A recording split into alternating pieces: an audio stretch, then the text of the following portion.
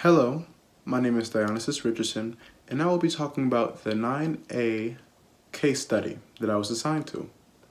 And this case study is titled Spotlight, It Takes a Village to Abuse a Child. And this case study is about investigative reporting and the process of it.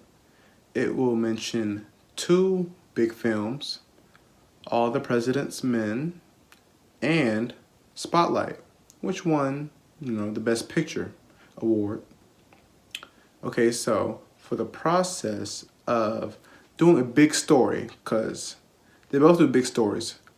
All the President's Men do about the Watergate scandal, and Spotlight talks about a priest, specifically John Giohan, who was apparently, accused of being a pedophile, and how difficult the journalists were trying to maneuver this area of religion and reporting the curiosities that this guy might have, abused and molested 80 children. But before we get into all that, we're going to first talk about the advice a character has given in Spotlight to even put the story out. The Roman Catholic Church is a big, thing. And the character said to get this information out, first you have to go to the press, because the Roman Catholic Church has a lot of influence on the people, on society itself.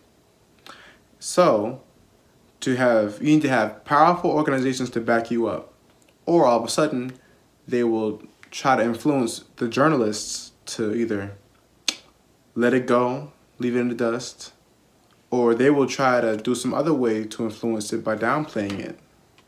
Like, this is just some regular old journalism news organization that's spreading false accusations, which would be defamation. Investigating this story was by the organization The Globe, and it was a 6-person team, but in the film they only showed 4. And it shows how difficult it is. Like, why would you even want to try to cover this big of a story if it risks your job? And maybe more so, it could get you excommunicated if they're part of that religion.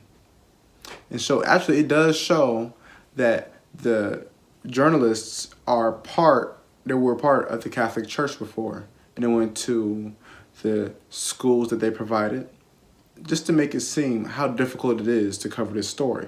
They had to go through a lot of problems, like talking to the victims themselves. It's difficult to get them in the first place because they're afraid of the power of the Roman Catholic Church and what they could possibly do to them. They recounted the stories and they told their side.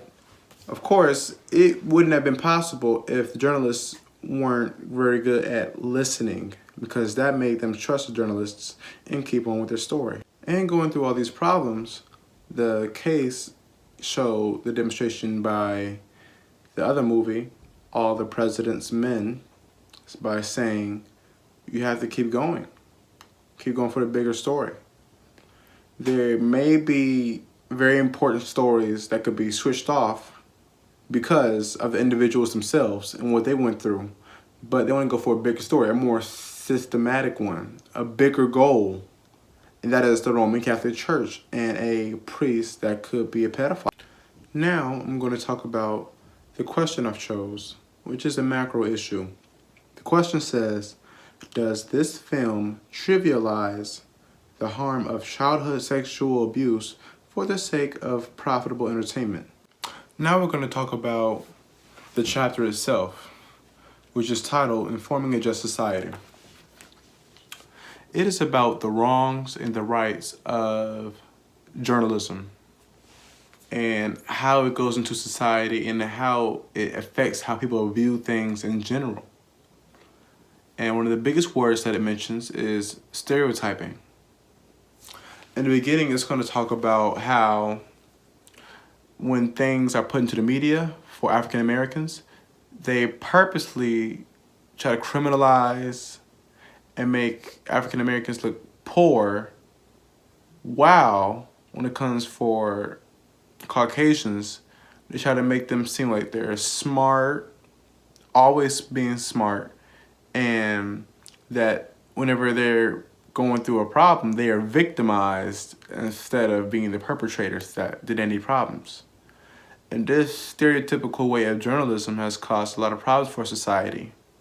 And so, with the rights of informing a just society, they are slowly changing it.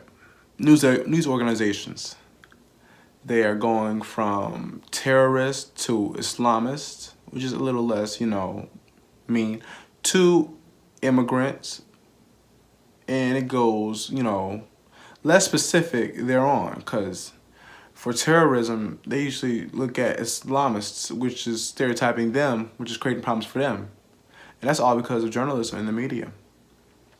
And so, if we're going to date this back into the case study itself, when it talks about pedophilia and how difficult it is to tell a big story, the chapter dates back, is connected to it, because how the question mentions trivializing child abuse and molestation.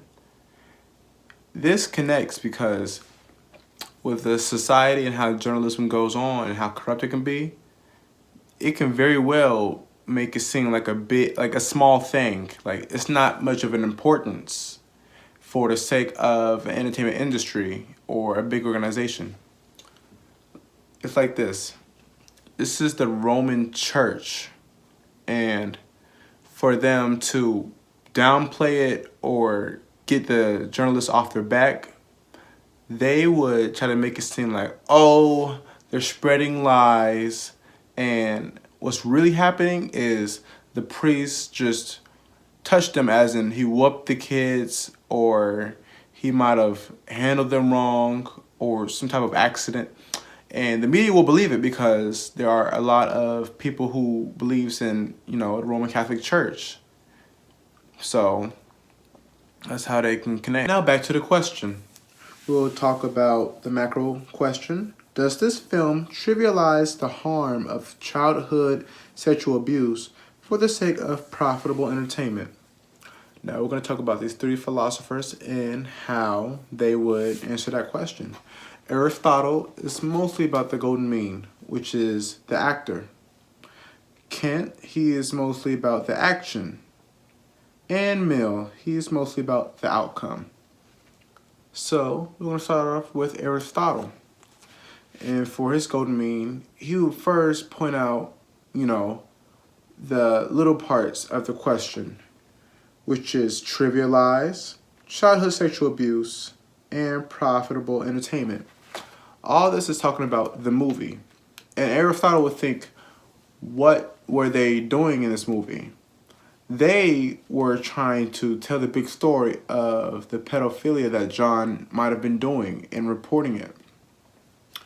And so, they didn't try to trivialize it at all.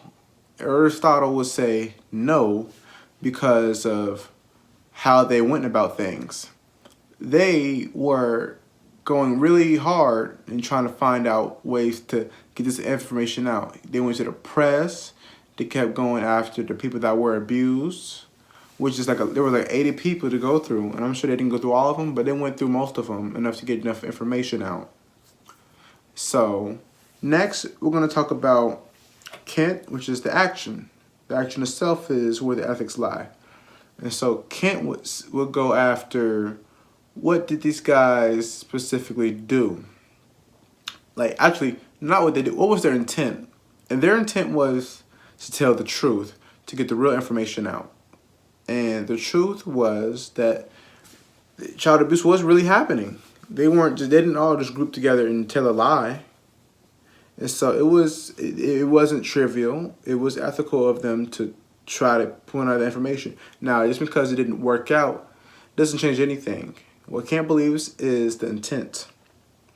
And for lastly, it will be Mill. Mill worries about the results, the outcome, the situation. And the outcome didn't pan out of what they intended. They intended for, this Roman Catholic Church got this priest to get, to go to jail. And they really couldn't do that because of how big of an influence the Catholic Church was. It's not trivial compared to how big the Roman Catholic Church, but the results show that it was trivial. And how I would answer it is, mine will be most similar to, actually, I'll just kind of like, I'm not even gonna worry about the outcome. So it's really about what Aristotle and Kant was talking about, the intent, and like what did they do to, show that they are trying to get this information out. So I don't think that they tried to make it trivial. I don't think that at all. Now there is a question that I created. The question is, for the sake of the Catholic Church reputation, should some misdeeds be forgotten as long as they pay for it by jail time? I chose 4 multiple choice answers, and they go by A, yes, because the goal of the church is to spread love and Bible lessons. B, yes, because the wrongdoers are punished and that's the only thing that matters. C, no, because this could happen again and jail time won't be enough. D, no, because it will make the crime seem trivial. I chose D because I believe it will become trivial. If priests were to go to jail, simply jail, they eventually can get out, bailed out, and they could do the same thing again. Or maybe they learned a lesson, but at the end of the day, if they are allowed to go back to the church with the same position, it wouldn't be the same. And if they got out of jail, it still would show how influential and how wrong and corrupt the Catholic Church is. It's better to tell the church about the misdeeds of the priest and to make it a big deal so it won't happen again.